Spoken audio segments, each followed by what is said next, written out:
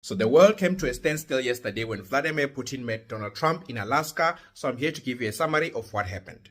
So the meeting was mostly about the war that's going on between Russia and Ukraine. And for those who don't know, I'll give you a little bit of history about why the two countries are fighting. Now, Russia occupied Crimea in 2014 and then invaded Ukraine fully in 2022. Now, the reason why they're saying that they're invading Ukraine is because they say that NATO has been moving eastwards. Now, this is after NATO promised that it will not move an inch eastwards after the fall of the USSR or the Soviet Union in the 1990s. But that's exactly what ended up happening. More countries kept joining NATO, which means that NATO kept moving towards Russia. So that's what Russia is saying. Of course, these countries were not forced by NATO to join. They joined because they felt like NATO was going to keep them safe. But now we were left with two countries, which is Belarus and Ukraine. And this is where Russia drew a line.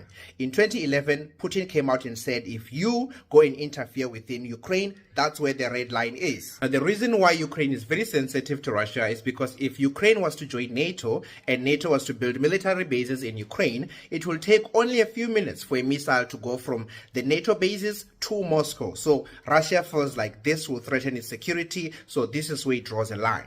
So first, it was the soft invasion in 2014 and then the full invasion in 2022.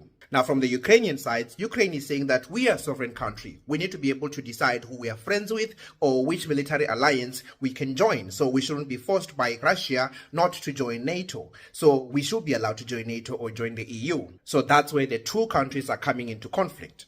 Now, the meeting that happened yesterday in Alaska, it was supposed to at least bring us to a ceasefire. Trump had said that he's expecting that there will be a deal that will be signed. But as I said in my previous video, I wasn't expecting that to be done. Now, the reason is because Ukraine was not even invited into the meeting. So how do you make a deal or sign a deal when one of the parties that are fighting is not in the meeting? And the other reason is that Russia was not willing to budge an inch when it comes to its demands. So these are its demands. Russia is demanding that Ukraine let go of all foreseeable ambition to join NATO in the future. They can join the EU if they want. And also, Russia needs to be given the land that is already occupied. And those lands need to be legally recognized as part of Russia. And of course, I don't think many people in Ukraine are going to allow that. So that's why I knew that a deal wasn't going to be signed. The two arrived in Alaska.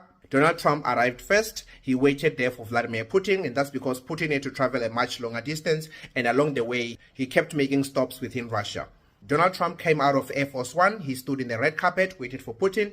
Putin came down, they met, they shook hands, and they were walking into a stage just to take a couple of pictures. Now, when they were doing that, Trump pulled a stunt just to show off. He flew a B-2 bomber